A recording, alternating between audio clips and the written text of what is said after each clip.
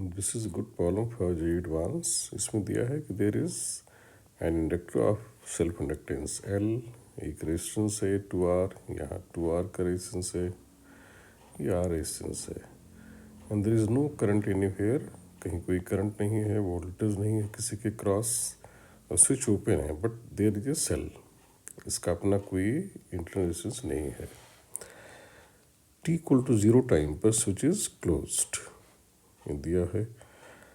Using the fact that potential cross inductor decreases exponentially with time, ये दिया जा रहा है कि ये मानते हुए या ये फैक्ट मानते हुए कि इंडक्टर क्रॉस पोटेंशियल जो डेवलप होगा इसको क्लोज करने के बाद, that will decrease exponentially with time, that will decrease exponentially with time.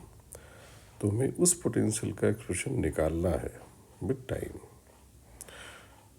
तो इसके सोल्यूशन में सबसे पहला स्टेप तो वही मान लेते हैं, जो भी एक्सपोनेंशियली डिकेइंग फंक्शन होता है वो हमेशा इस फॉर्म का होता है, उसमें एक e की पावर माइनस से टाइम साथ घट रहा है तो e to power minus T into something आएगा, सम पॉजिटिव कांस्टेंट, और ये एक एक्स्ट्रा कांस्टेंट की फॉर्म में रहेगा, जो ऑब्वियसली t इक्वल टू 0 पर चूँकि ये 1 हो जाएगा तो ये उस पोटेंशियल की इनिशियल वैल्यू होगी। तो हमारे पास अननोन हो गए वी नॉट और बीटा, किसके टर्म्स में निकाले जाएंगे, जो क्वांटिटीज यहाँ दी गई हैं। हमारे पास तीन तरह की क्वांटिटी हैं, E M F of the cell, ये रेजिस्टेंसेस आर के टर्म्स में हैं, फिर एल।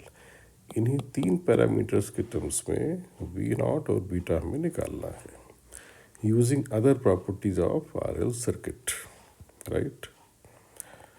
तो R L circuit with DC source, बल्कि कांस्टेंट वोल्टेज सोर्स कहना चाहिए मैं, R L circuit with constant voltage source की दो बड़ी की प्रॉपर्टीज़ हैं, उन्हीं से ये प्रॉब्लम सॉल्व होगी। पहली की प्रॉपर्टी क्या होती है कि current in inductor, current in inductor does not change suddenly with time, मतलब टाइम के साथ इसमें कोई अचानक चेंज नहीं आता।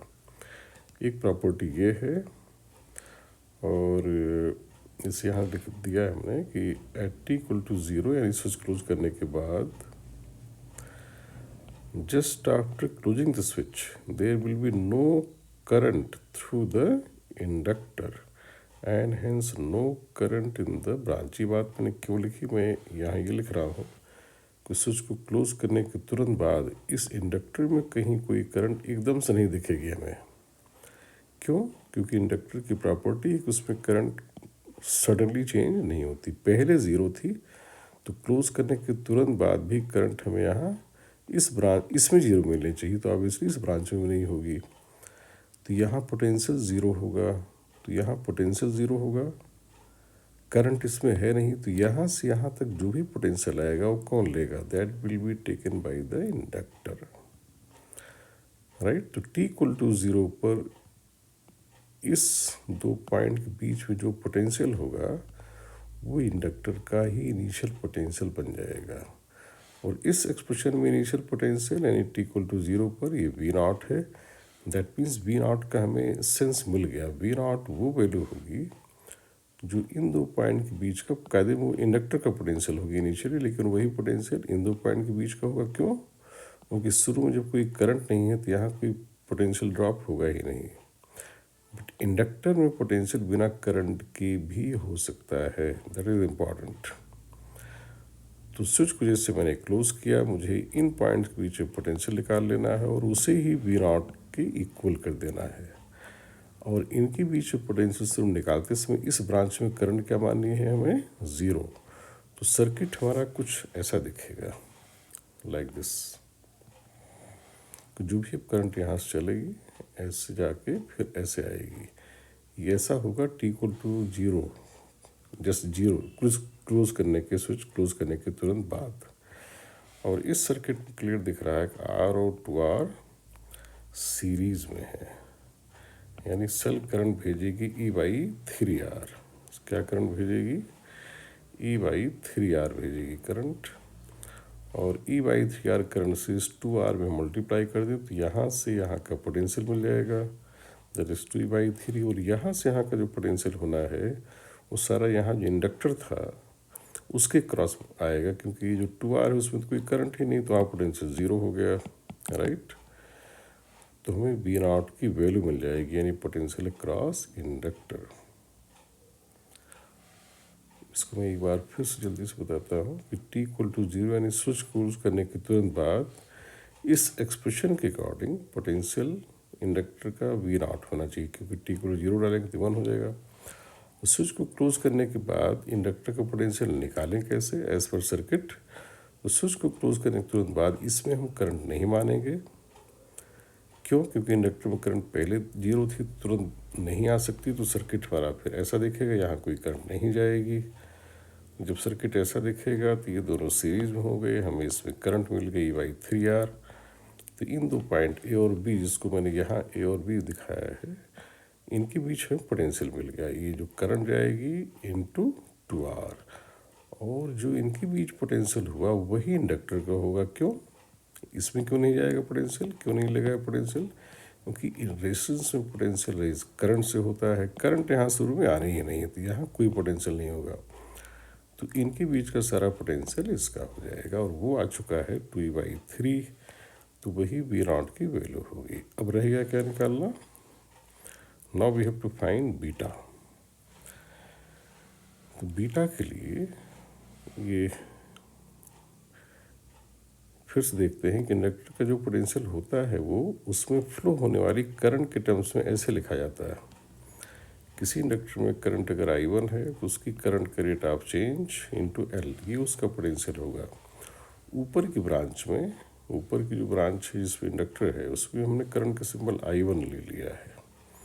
तो अगर उसकी करंट को मैं I1 कह दूँ तो VL लिखा जाएगा LdI1/dt।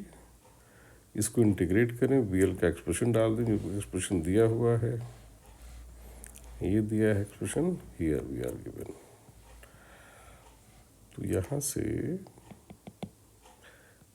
0 से I1, पहले कोई करंट नहीं थी, तो t=0 पर करंट, t=0 पर करंट 0 थी, t टाइम पर I1 होगा, तो लिमिट ऐसे आ जाएगी, और ऑब्वियसली यहाँ लिमिट ऐसे आ जाएगी टाइम की। इसको इंटीग्रेट करेंगे तो ये एक्सप्रेशन बनेगा, और इधर ये बन जाएगा। तो यहाँ से हमें I1 t=इन्फिनिटी पे अगर निकाला जाए, t=इन्फिनिटी पे निकालने पर ये टर्म 0 हो जाएगा, तो हमें बीटा मिल गया। मतलब बीटा निकालने का अब इसको पता लग गया कि अगर मैं I1 की वैल्यू t=इन्फिनिटी पे निकालूँ, हमें बीटा मिल सकता है। कैसे? इस एक्सप्रेशन से क्लियर दिख रहा है कि t=इन्फिनिटी डालने पर Li1 = V0/बीटा। तो अगर हमें सम हाउ I1 की वैल्यू t=इन्फिनिटी पर पता लग जाए तो हमें बीटा निकल आएगा, क्योंकि I1 की वैल्यू t=इन्फिनिटी पर ये इक्वेशन को सेटिस्फाई करिए। कैसे पाया हमने? t=इन्फिनिटी यहाँ डाला तो ये 0 हो गया, तो V0/बीटा इज Li1। लेकिन ऐसा कब हो रहा है? t=इन्फिनिटी पर, and this current is at t tending to infinity. अब t टेंडिंग टू इन्फिनिटी पर करंट पाई कैसे जाए फ्रॉम द सर्किट? तो वो वहाँ पे इंडक्टर की नेक्स्ट प्रॉपर्टी काम आएगी। नेक्स्ट प्रॉपर्टी क्या है कि at t tending to infinity, जहाँ DC सोर्सेज होते हैं, कांस्टेंट वोल्टेज सोर्सेज होते हैं RL में, वहाँ पे इंडक्टर का बिहेवियर, बात मैंने यहाँ लिखी हुई है, at t equals infinity inductor acts like connecting wire. ये बहुत इंपॉर्टेंट प्रॉपर्टी। कनेक्टिव वायर का मतलब सिंपल ऐसा वायर, जैसे ये पार्ट हम लोग कनेक्टिव वायर कह सकते हैं। यहाँ से यहाँ करंट तो है लेकिन कोई पोटेंशियल नहीं है, जहाँ पे रेजिस्टेंस नहीं है, that is like a connecting wire. Inductor का बिहेवियर ऐसे ही हो जाता है यहाँ। तो यहाँ जो इंडक्टर लगा हुआ है, ये इन्फिनाइट टाइम बाद ये ऐसे बिहेव करेगा like a simple wire, no resistance but it can carry current and no potential. तो t=इन्फिनिटी पर ये जो प्रॉपर्टी है इंडक्टर की, act like a connecting wire, that is very important property. लेकिन ऐसा हम तब मानते हैं जब सर्किट में कांस्टेंट वोल्टेज सोर्स हो या वोल्टेज सोर्स हो ही ना। जहाँ AC होगा वहाँ ये बात एप्लीकेबल नहीं होगी, राइट। तो t इक्वल टू इन्फिनिटी पे सर्किट को हमें ऐसे दिखाना चाहिए। क्यों ऐसे दिखाना चाहिए?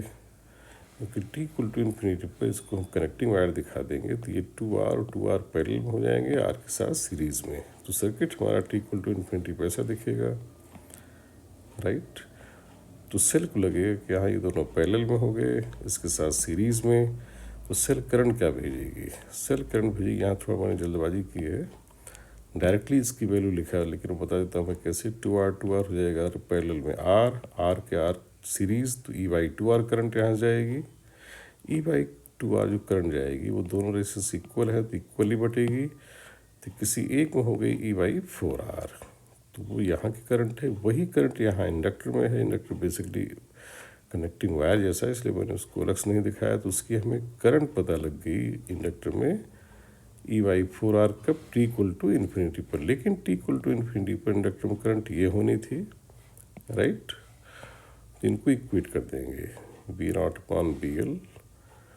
V0/BL को E/4R के साथ इक्वेट कर देंगे। और V0 की वैल्यू हमें पहले मिल चुकी है 2/3, तो वो यहाँ सब्स्टिट्यूट करेंगे और यहाँ से बीटा की वैल्यू आ जाएगी 8R/3L। तो इस तरह से जो इंडक्टर के पोटेंशियल का कंप्लीट पोटेंशियल एक्सप्रेशन है वो भी हम लोगों को मिल गया। 2/3 उसे पूछा नहीं गया है, केवल V0 और बीटा की वैल्यू पूछी गई है। तो पोटेंशियल अक्रॉस इंडक्टर का कंप्लीट एक्सप्रेशन हो जाएगा 2/3 इंटू e पावर माइनस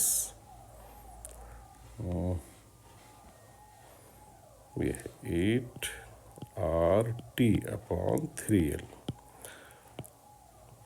ये एक तरीका है। दूसरा तरीका ये था, what we could have done, हम यहाँ पे इसमें करंट कुछ मान के I1 और फिर प्रॉपर KVL और किरचॉफ जंक्शन लगा के इसकी करंट के टर्म्स में डिफरेंशियल इक्वेशन बनाते, उसको सॉल्व करते तो यही एक्सप्रेशन आ जाता। या पोटेंशियल के टर्म्स में डिफरेंशियल इक्वेशन बनाते, वो बनाया जा सकता है। बट मुझे ये तरीका, अगर ये कह दिया गया कि पोटेंशियल एक्सपोनेंशियली घट रहा है, तो ये ज़्यादा स्ट्रेट फॉरवर्ड मेथड है जो मैंने यहाँ यूज़ किया है।